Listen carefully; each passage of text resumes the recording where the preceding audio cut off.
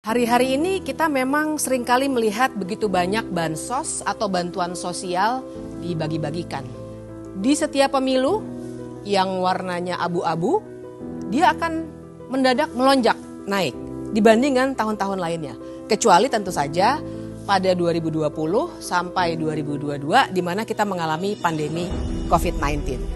Tapi bahkan kalau dibandingkan dengan itu pun tetap pemilu 2024 ini ternyata menunjukkan angka yang sangat tinggi, hampir mencapai 500 triliun. Bansos yang dibagikan oleh Presiden berkaitan dengan cadangan pangan sehingga Jokowi melibatkan Badan Urusan Logistik dan juga Badan Pangan Nasional saat bagikan bansos. Namanya bantuan langsung tunai di Kemensos itu kan berjalan di November-Desember, Mbak.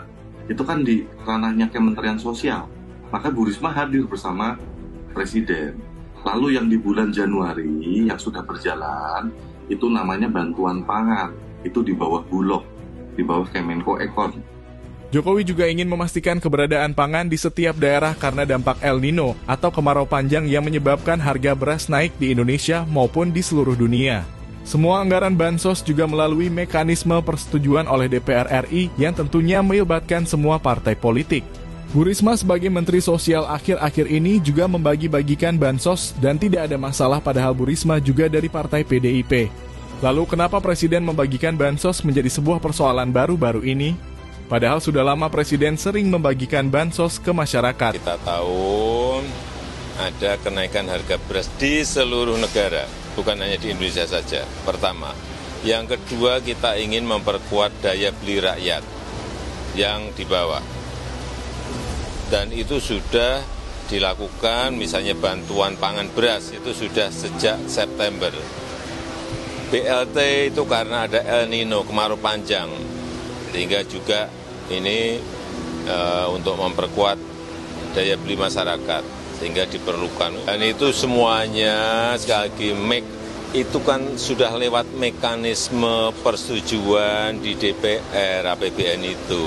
Jadi jangan dipikir hanya keputusan kita sendiri, tidak seperti itu dalam mekanisme kenegaraan kita, kepemerintahan kita nggak seperti itu.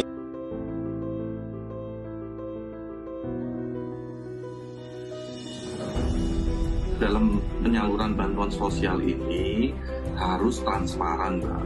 Jadi pertama transparansi, lalu yang kedua adalah pengawasan. Bantuan sosial ini diawasi oleh KPK, diaudit oleh BPK, diawasi BPKP, juga diawasi dan dibahas bersama DPR, diawasi Kemenko Ekonomi, Kemenko PMK, TNP2K, Setwapres, KSP.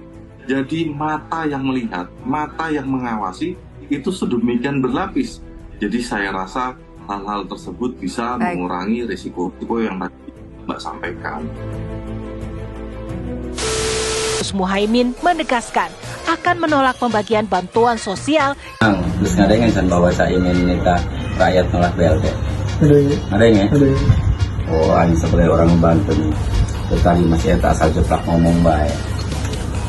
Ini ya, katanya ngusung semangat perubahan. Itu bukan ngusung semangat perubahan ya, tapi semangat penderitaan.